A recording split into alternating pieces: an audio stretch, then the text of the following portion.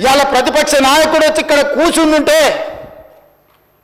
నేను అడిగేదానికి సమాధానం చెప్పాల్సి వస్తుందని ఈరోజు వారు ముఖం చాటేసిండ్రు అధ్యక్ష. అధ్యక్ష ఇప్పుడే లెక్కలు ఇచ్చిండ్రు అధ్యక్ష. చంద్రశేఖరరావు గారు ప్రతిపక్ష నాయకుడు అధ్యక్ష. ప్రతిపక్ష నాయకుడుగా ఇప్పటివరకు వారి శాసనసభకు వచ్చింది 2 సార్లు అధ్యక్ష.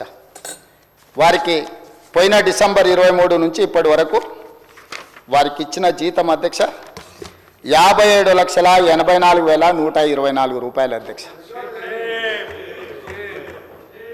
శాసనసభ్యుడిగా ప్రతిపక్ష నాయకుడిగా డిసెంబర్ 1, 2023 నుంచి ఫిబ్రవరి 28, 2025 వరకు ఈ దాదాపుగా 15 నెలలలో వాళ్ళు తీసుకున్న ప్రభుత్వం సొమ్ము జీత భత్యాలు, శాసనసభ్యులు కూడా ప్రభుత్వ ఉద్యోగ అధ్యక్ష. తమకు తెలుసు కదా, సుప్రీంకోర్టు తీర్పిచ్చింది. వారు 57,84,124 రూపాయలు జీత భత్యాలు తీసుకున్నారు అధ్యక్ష.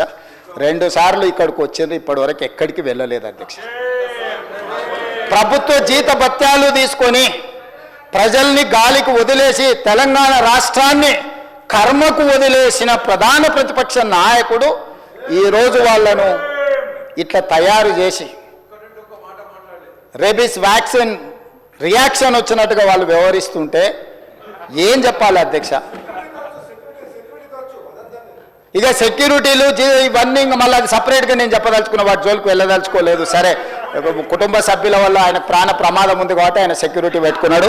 సరే, అది సహజం, అందుకే ఆయన దూరంగా ఉంటున్నాడు వాళ్ళకు చుట్టూతా పోలీసు పహారాల మధ్య అధ్యక్ష. సరే, అది వారి సమస్య అనుకోండి, నేను దాని జోలికి వెళ్ళదలుచుకోలేదు.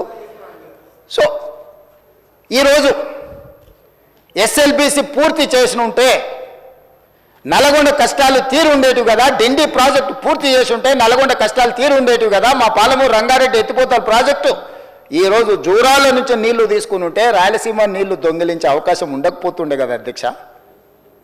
ఈరోజు కృష్ణా నదిలో మొత్తం ప్రాజెక్టుల మీద వివరాలు తీయండి అధ్యక్ష.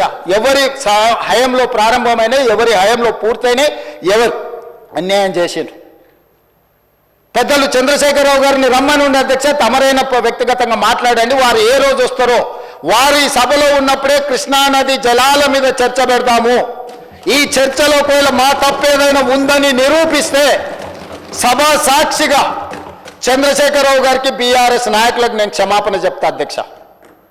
ఇది నా సవాల్ అధ్యక్ష చంద్రశేఖరరావు గారికి. సవినయంగా నేను చంద్రశేఖరరావు గారికి సవాలు విసురుతున్నా. కృష్ణా పరివాహక ప్రాంతంలో కృష్ణానది జలాలలో ఈరోజు తెలంగాణకు శాశ్వతంగా అన్యాయం జరిగింది చంద్రశేఖరరావు గారి హయంలో, లెక్కలతో సహా నిరూపించడానికి నేను, మా మంత్రి ఉత్తమ్ కుమార్ రెడ్డి గారు సిద్ధంగా ఉన్నాం అధ్యక్ష. వాళ్ళ సంతకాలు పెట్టొచ్చి వాళ్ళ అఫిడవిట్లు వేసి రాయలసీమ లిఫ్ట్ ఇరిగేషన్ ప్రారంభించి 2020లో ఆంధ్రప్రదేశ్ ముఖ్యమంత్రి జగన్మోహన్ రెడ్డి గారిని ప్రగతి భవన్కు పిలిపించి పంచపక్ష ప్రమాణాలు పెట్టి రాయలసీమ లిఫ్ట్ ఇరిగేషన్ జీవో మొత్తం రాయలసీమలో ఈరోజు పోతిరెడ్డి పాడు కావచ్చు, మాల్యాల కావచ్చు, లేకపోతే ముచ్చుమరి కావచ్చు, రాయలసీమ లిఫ్ట్ ఇరిగేషన్ కావచ్చు, ఇవన్నీ కలిసి శ్రీశైలం బ్యాక్ వాటర్స్ నుంచి పర్ డే 10 టీఎంసీ, ప్రతిరోజు 10 టీఎంసీలు 60 రోజులు మనకు వర్షాలు వచ్చినప్పుడు ఉంటే 600 టీఎంసీలు వెనుక నుంచి వెనకల్నే రాత్రికి రాత్రే తరలించకపోవడానికి ఇవాళ ప్రాజెక్టులు పూర్తయినాయి. 2014 నుంచి 2023 డిసెంబర్ వరకు చంద్రశేఖరరావు గారు ముఖ్యమంత్రిగా సాగునీటి పారుదల శాఖ మంత్రిగా ఉన్నప్పుడు తెలంగాణ రాష్ట్రానికి అన్యాయం చేసింది అధ్యక్ష.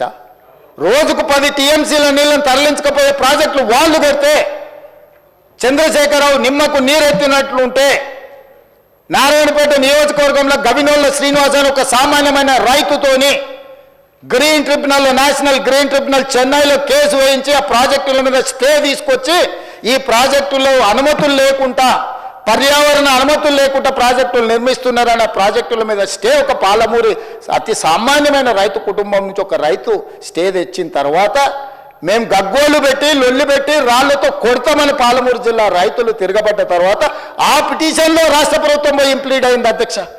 ఇది ఎక్కడి చూద్దాం అధ్యక్ష? తెలంగాణ హక్కుల కోసం శాశ్వతంగా మనకు అన్యాయం జరిగే నిర్ణయాలు ఆంధ్రప్రదేశ్ తీసుకుంటే ప్రభుత్వం కొట్లాడాల్సింది పోయి ఉద్దండులైన న్యాయ కోవిదులను పెట్టి అడ్డుకోవాల్సింది పోయి వదిలేస్తే ఒక సామాన్యమైన పాలమూరు రైతు నేషనల్ గ్రీన్ ట్రిబ్యునల్లో కేసు వేసి స్టే తీసుకొస్తే పర్యావరణ అనుమతులు ఇవ్వని అప్పుడు పోయి వీళ్ళు విధిలేని పరిస్థితిలో ఇంప్లీడ్ అయినారు అధ్యక్ష.